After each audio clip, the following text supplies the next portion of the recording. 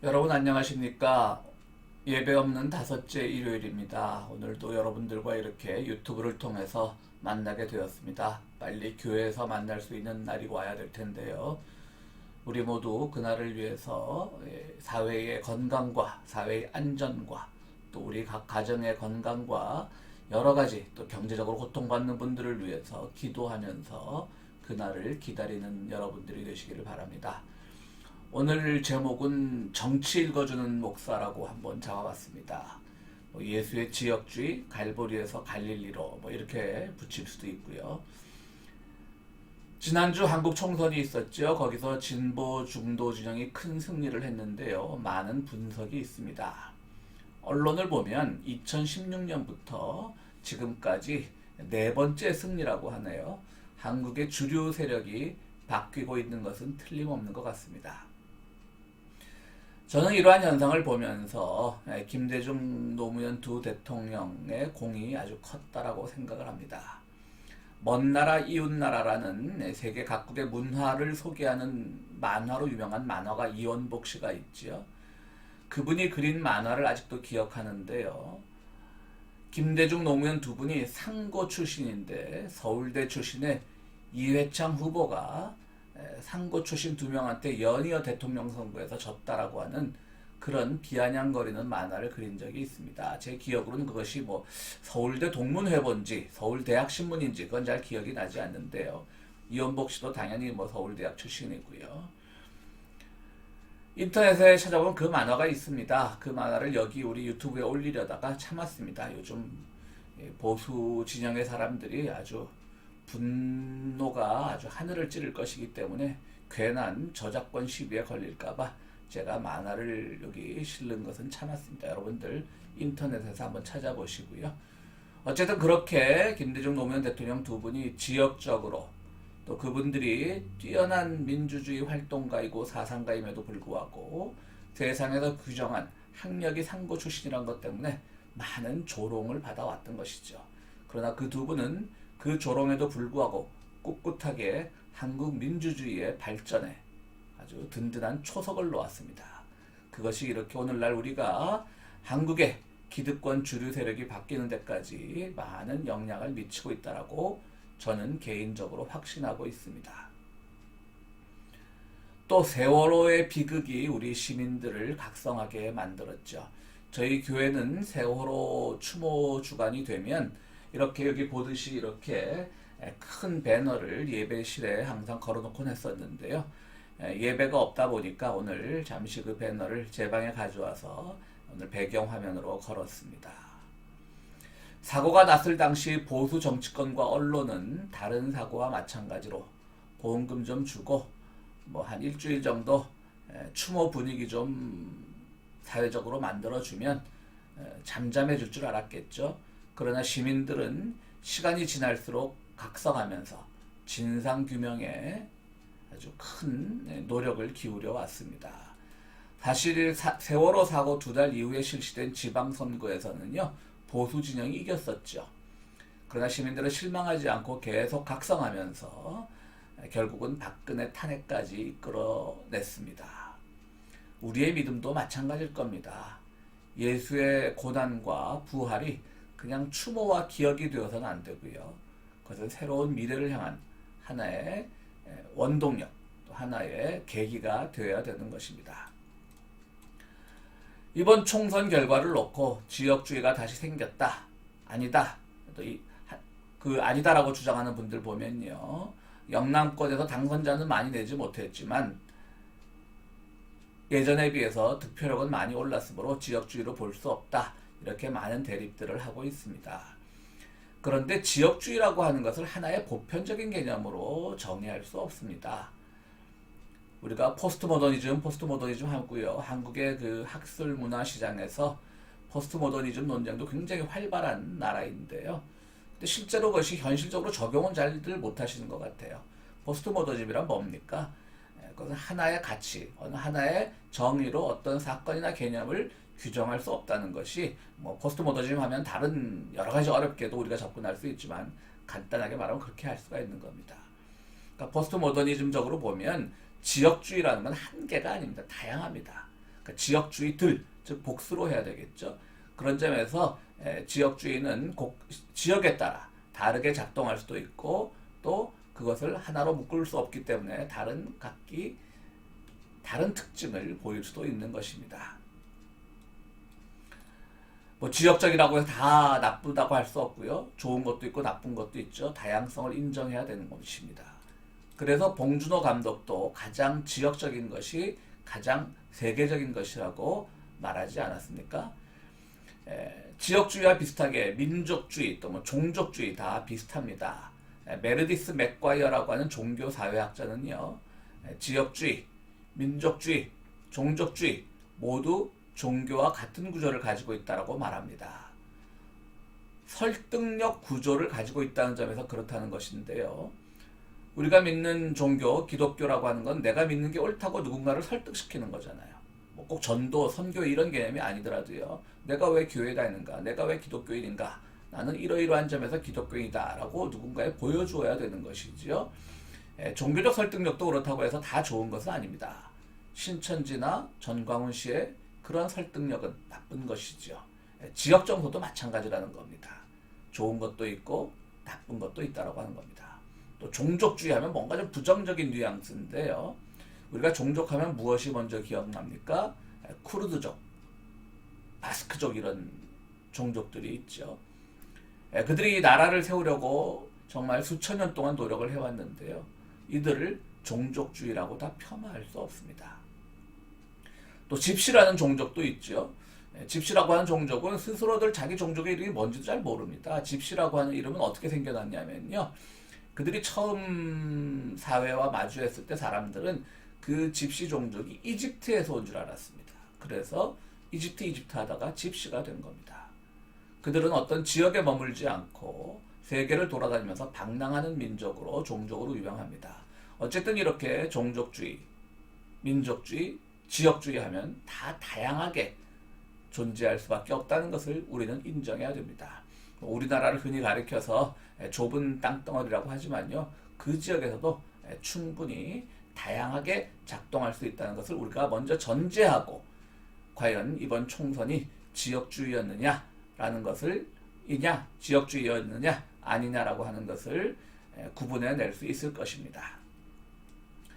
그래서 오늘은 지역주의, 종족주의, 민족주의 이런 것에 다 해당되는 이스라엘 사람들의 시온 사상, 우리가 시오니즘이라고 흔히 말하죠. 거기에 대해서 한번 알아보도록 하겠습니다. 시온주의는 19세기에 형성된 사상으로서요. 이스라엘이 새 국가를 팔레스타인 땅에 세우겠다라고 하는 그런 생각과 계획으로부터 나온 것이지요. 물론 시오니즘이라고 하는 그 단어 자체는 이렇게 19세기에 굳어진 것이지만요. 이스라엘 사람들은 본래부터 그런 시온 중심 사상을 갖고 있었죠. 오랜 세월 핍박 속에서 살다 보니까 그런 시온 사상이 자리 잡았던 것입니다. 기원전 5 내지 6세기경에 바빌론에서 포로 생활을 마치고 돌아온 이스라엘 사람들은요. 바빌론 그 이전까지만 해도 자기들이 세계의 중심인 줄 알았는데 바빌론에 다녀와 보니 오늘날의 이라크지요. 거기 훨씬 더 뛰어난 문화가 있고 훨씬 더 다양한 어떤 신들이 있고 야훼 말고도 다른 신들이 있었다는 얘기입니다. 그런 것을 보고 이들은 새롭게 세계관을 구성하게 되죠. 그래서 우리도 뭔가를 한번 이론화하고 토대화시켜보자 라고 하는 사람의 생각에서 시온주의, 말씀드렸듯이 시오니즘이라고 하는 그 말 자체는 단어로 굳어진 게 19세기지만요. 그들 마음속에는 시온 사상 중심이라고 하는 것이 바빌론 포로기 이후에 더욱더 뿌리 깊게 자리 잡게 되었던 것이지요. 그렇지만 그때의 시온주의, 그러니까 현대의 시오니즘 말고요.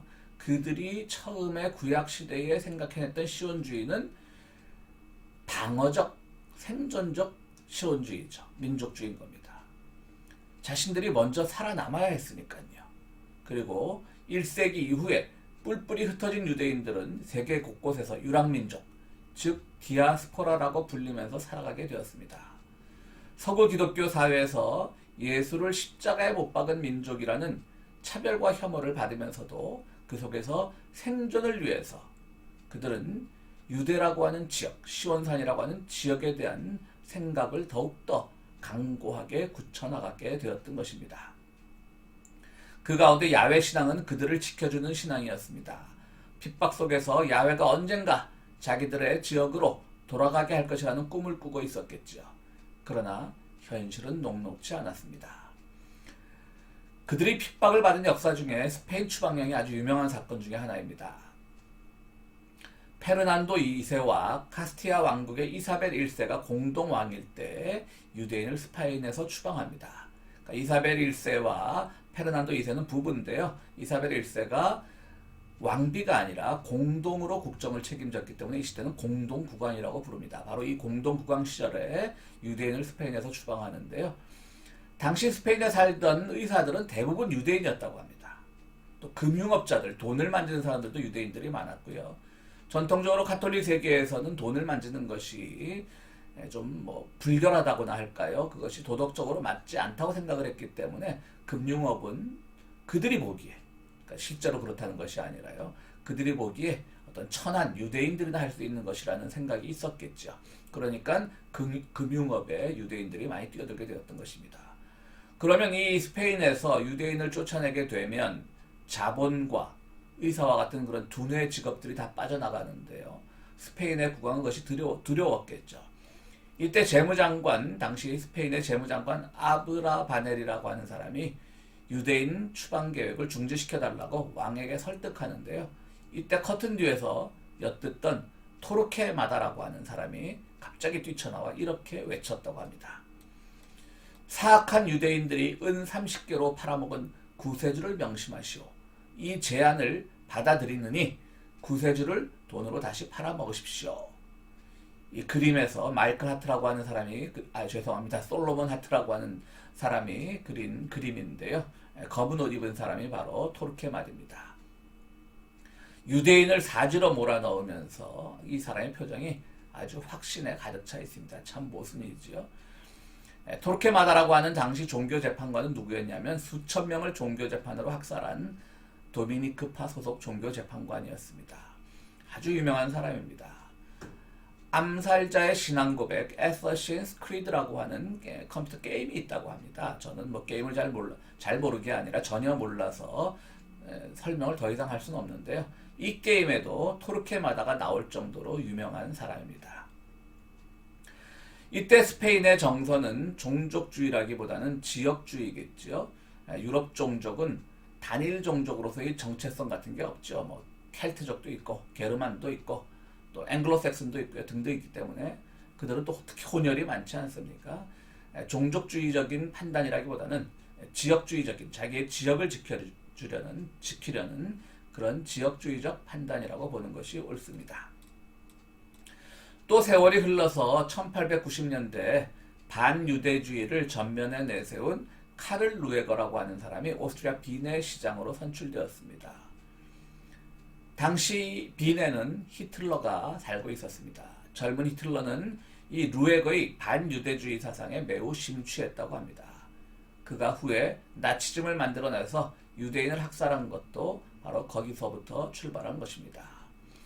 당시 유대인들은요, 독일이나 오스트리아에 살던 유대인들은 그 문화에 동화되기를 굉장히 원했었습니다. 우리가 오해하고 있는 것 중에 하나가 당시 유대인들이 독일의 사상, 독일의 그 현실은 외면하고 그들만의 게토를 만들어 나갔기 때문에 미움을 샀다라고 하는데요.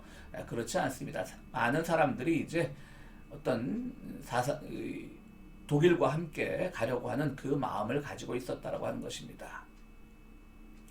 그런데 이렇게 유대인들의 이런 생각과는 달리 반유대주의도 더욱더 심해졌는데요. 그 반유대주의가 심화되는데 또 특별히 기여를 한 책이 바로 문서죠. 책이라기보다 문서가 시온 장로 의정서라고 하는 겁니다. 이 시온 장로 의정서는 요즘 말로 하면 가짜 뉴스인 겁니다. 반유대주의를 조장하기 위해 만들어진 위서이죠. 위서. 유대인들이 전 세계를 정복하려고 한다. 그러니까 전 세계인들은 모두 걸기해서 그들을 물리쳐야 된다. 이런 내용입니다. 움베르토 에코의 프라하의 묘지라고 하는 책이 있습니다. 우리 교회 도서관에도 있는데요. 이것은 바로 이 시온 의정서가 어떻게 만들어졌는가라는 것을 소개한 소설입니다. 내용은 간단합니다. 그냥 유대인에 대해서 편견이 많은 집안에서 자란 시모네라고 하는 사람이 이 의정서를 만들었다는 것이죠. 물론 소설입니다. 실제로 이렇게 뭐 의정서를 만든 사람이 밝혀지진 않았습니다. 움베르토 에코의 상상력에서 나온 것이죠. 아직도 누가 만들었는지 러시아 계통에서 만들어졌다고는 상상을 하고 있지만 생각을 하고 있지만 누가 만들어지는 정확하게 밝혀지지 않았습니다. 뭐 우리나라로 치자면 아주 반공정서로 똘똘 뭉친 집안에서 자란 젊은이가 뭐 일배가 되었다고 할까요? 그렇게 묘사할 수 있을 것 같습니다. 미국에는요, 포드 자동차로 유명한 포드가 이 의정서가 영어로 번역되고 유포될 수 있도록 엄청난 돈을 쏟아부었습니다. 그러니까 포드는 엄청난 반유대주의자였던 것이죠. 그러던 와중에서 마침내 이렇게 왜곡된 뉴스가 축적되면서 히틀러의 대량 학살에 모든 세계는 침묵하는 그런 비극이 일어났던 것이죠. 그런데 2차 대전 후에 힘을 얻은 유대인들은 자신들과 비슷한 운명의 팔레스타인 지역을 희생양 삼아 살상을 거듭하고 있으니 이 얼마나 아이러니합니까? 이처럼 지역 정세에는 좋은 것도 있고 나쁜 것도 있고 방어적인 것도 있고 공격적인 것도 있습니다. 또 유대인의 시오니즘처럼 방어적인 것에서 공격적인 것으로 바뀐 것도 있습니다. 그러므로 지역 정서는 보편적 정서냐 계속 지역적 정서로 남냐를 봐야 합니다.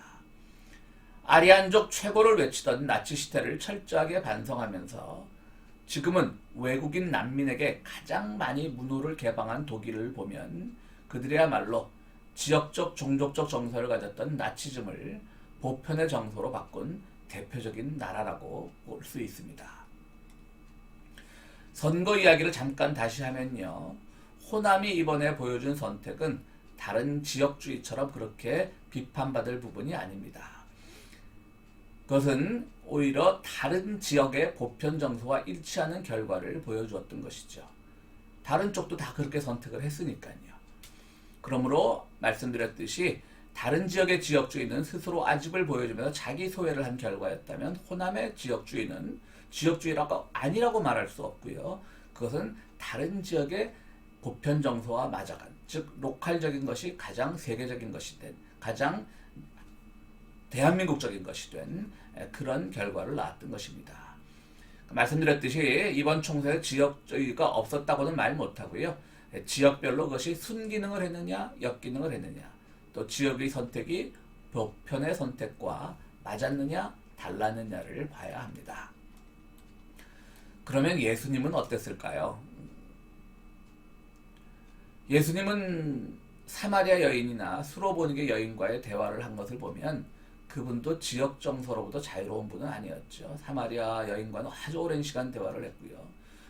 수로보니게 여인에게는 개라는 명칭까지 써가면서 그분의 어떤 지역적 정서를 보여준 장면이 있죠. 우리는 성경을 읽으면서 이 부분을 예수님이 그런 분이 아니다, 그렇기 때문에 막 억지로 해석을 하려는 경향이 있죠. 그렇지 않습니다. 그분도 그 시대를 살아가던 분이었고요. 누구나 가지는 그 지역적 정서를 가지고 있었고요. 그러나 그것이 어떻게 극복되고 어떻게 그것을 보편적인 정서로 바꿀 수 있느냐, 그것을 실천하신 분이라는 점에서 예수님은 훌륭한 분이신 것이죠.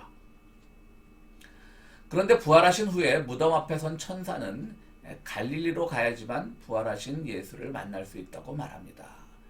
무덤 앞에 모인 사람들에게 그렇게 말하는데요. 예수님이 십자가에 매달리시면서 올라간 언덕은 바로 갈보리 십자가 언덕이죠. 우리 찬송가에도 갈보리 십자가 언덕이라는 표현이 많이 나오지 않습니까? 그러니까 갈보리는 아주 우리 신앙생활에서 중요한 지명이죠. 그런데 부활하신 이후에 예수님은 갈보리 십자가 언덕이 아니라 갈릴리 시골 마을로 가십니다. 예수님은 당시 그분이 알던 세계의 가장 중심인 예루살렘에 가서 그들을 압도하고 싶으셨을 것입니다. 예루살렘. 당시 실제로 예루살렘은 아주 중심 도시였습니다.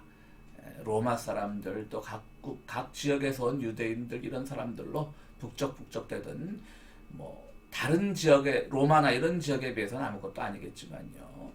굉장히 유명하고 큰 도시였습니다. 예수님이 알던 세계는 세계에서는 그 예루살렘이 가장 중심 도시였고 보편적인 도시였던 것이죠. 그러니까 그곳에서 예수님은 그분의 사상을 또 그분의 믿음을 전파하고 싶었을 것입니다. 그러나 그분은 그곳에서 바로 십자가에 달리셨던 것이죠. 결국 예루살렘에서의 모든 것이 어렵다는 것을 안 부활하신 주님은 부활하신 후에 가난하고 병든 자들과 함께 하시기 위해서 갈릴리로 가신 것입니다. 바울도 마찬가지입니다. 바울의 세계에서는 로마가 가장 중심 도시인데 바울은 지역교회를 먼저 세우고 생애 마지막이 되어서야 로마로 들어갔습니다. 저는 그래서 갈보리형 신앙, 갈릴리형 신앙 이렇게 한번 이름을 붙여보았습니다. 즉 예수님이 우리를 대신해서 십자가에 달리셨고 또 부활하셔서 우리가 구원을 받았다라고 하는 것은 우리가 믿는 보편의 진리입니다. 그것이 갈보리 신앙입니다. 그러나 주님은 갈보리에서 완성된 보편의 진리에 머물지 말고 갈릴리, 즉 로칼로 가라고 말씀하십니다. 그것이 바로 갈보리와 갈릴리형 신앙으로 제가 이름을 붙인 이유입니다. 우리의 신앙생활 돌아보면요, 우리는 보편적 신앙 고백에 충실해야 합니다. 갈보리적 신앙에 충실해야 됩니다. 우리의 속죄, 구원, 충실해야 됩니다. 그러나 그것에 머물지 말고, 추억에 머물지 말고, 기억에 머물지 말고, 입으로만의 고백에 머물지 말고, 실천은 로컬적이고, 지역적이고, 작은 삶의 자리, 즉 갈릴리 같은 곳에서 그 갈보리형 신앙을 실천해야 된다고 하는 것이 제가 말씀드리고 싶은 것입니다. 그러므로 갈보리에서 갈릴리로 옮겨가는 것은 믿음과 실천이 둘이 아니라는 사실을 보여줍니다. 예배도 없고 교회에서 만나지도 못하고 있지만 지금 우리가 살아가는 로컬의 자리에서 부활 신앙을 실천하는 여러분들이 되시기를 바랍니다. 다음에 뵙겠습니다.